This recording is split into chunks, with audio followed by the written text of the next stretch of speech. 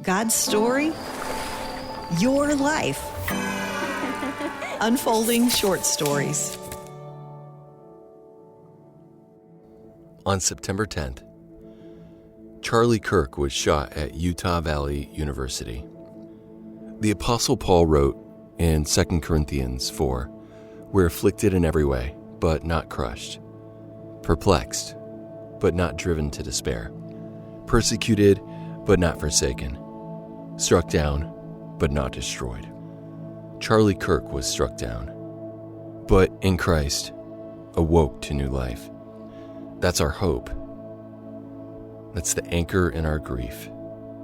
That death does not have the final word, because Jesus has conquered the grave. Charlie once said he wanted to be remembered for courage in his faith.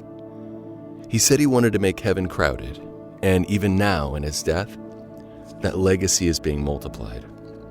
This past week, stadiums and churches have been filled with prayer. Athletes, artists, and influencers have spoken more boldly about what it means to know Jesus personally. What Charlie longed for, to see people unashamed of the gospel, is happening right now. And yet, there is still hurt. Why was he taken so soon? Why would so many people celebrate his death? And what does that mean for people who believe so many of the things that Charlie believed? I heard that for a lot of young believers, it was hurtful to lose a leader. But there's something else that hurts because of what it reveals. It feels like there's a generation groping for truth, struggling to know who they are, desperate for meaning. And that brings us to today's Unfolding Short Stories guest. Dr. Jeff Meyers is the president of Summit Ministries. For years, he's walked alongside young people, helping them face their questions honestly, discerning the truth from the lies, and helping them find their identity in Christ. Jeff has a front row seat to see God do the miraculous, hearts that were once hardened towards God being softened, young adults once believing lies now embracing truth. In a world where confusion is rampant, Jeff Meyers is watching God break through. And the same legacy that Charlie Kirk gave his life to, reaching young people with the gospel, calling them to bold faith, continues through many voices. And today you'll hear from one of them, Dr. Jeff Meyers, about why we can still have hope for the next generation. Hey, I'm Jeff Meyers. I'm the president of an organization called Summit Ministries. We are equipping and supporting the rising generation to embrace God's truth and to champion a biblical worldview. When I say rising generation, what do you think of? Because a lot of people look at this rising generation and say, man, they have a lot of confusion. And it's true. They deal with a lot of issues that I never had to face growing up. I remember growing up in a small town, there might have been 20 different belief systems. You know, what do the Catholics believe? What do the Baptists believe? What do the Methodists believe? What do the people who are at the Rotary Club believe? And try to imagine, just as an example, trying to find a genuine $100 bill in a stack of 20 counterfeits. It wouldn't be that hard, would it? That stack is very short, less than an inch high. But you know, the other day, I Googled the word religion, and there were more than 1 billion results. Now try to imagine the challenge that a young adult today faces. They're having to figure out where that genuine bill is in a stack of 1 billion counterfeits. That stack would be 68 miles high. It would stretch from the earth all the way into outer space.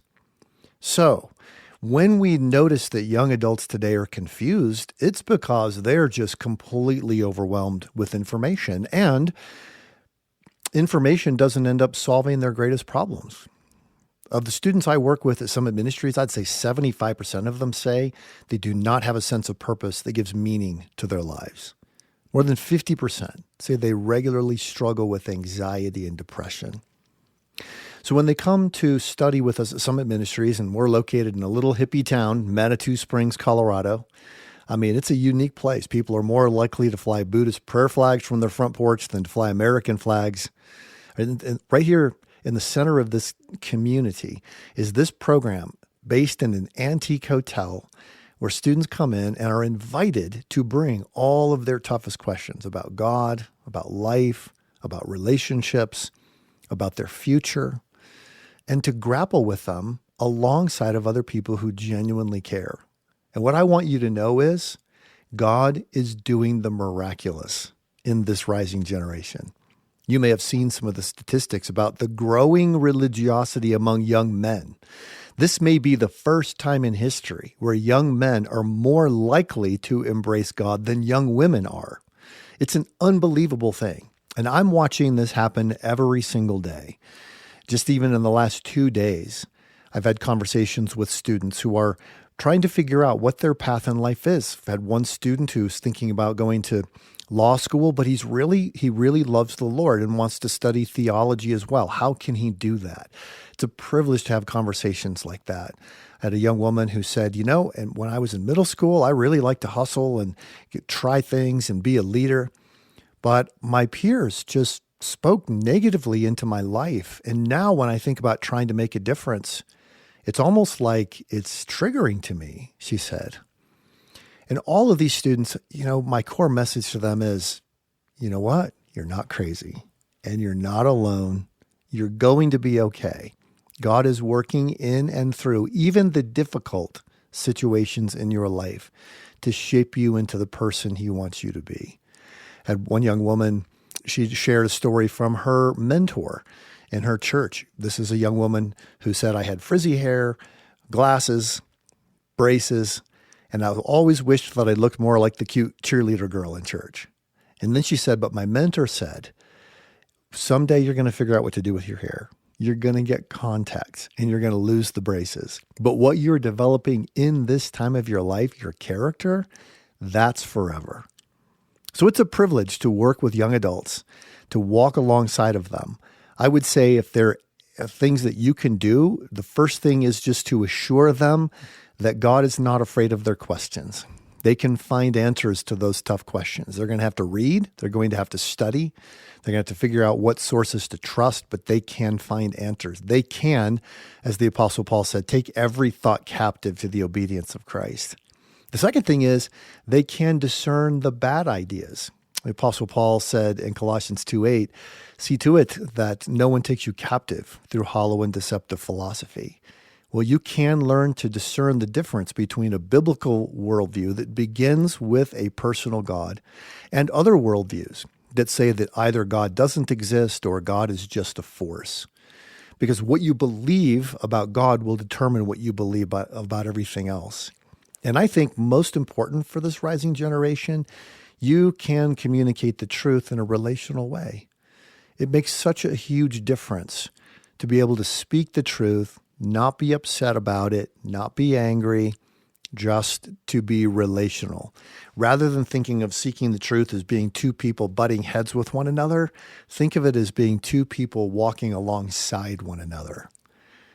I know we look at our culture and say, there's no hope. There's no hope. It's just too confused. But God's truth is still true. And I see hundreds of miracles every year. Somebody said, I don't think God does miracles anymore. Are you even kidding me? I see hundreds of miracles every single year. I see kids freed from addiction. I see kids freed from a sense of inadequacy. I see kids freed from a sense of fear. I see kids who believed lies begin to believe the truth. I see kids whose hearts are changed, where they were hard toward God and now they're soft toward Him. I see miracles every single day of the year. And I just want you to know, all is not lost. Dr. Jeff Meyers gets to watch students move from confusion to conviction. Sometimes that conviction leads to bold action, like with Jenna, who at just 21 carried her faith all the way to the state capitol. I want to tell you just about one. This is a young woman named Jenna. She came to our Summit Ministries program. We had a pro-life speaker come in and talk about how important it is to stand up for the lives of the most vulnerable. And he shared with the students how significant it is to be pro-life. And this young woman really embraced that.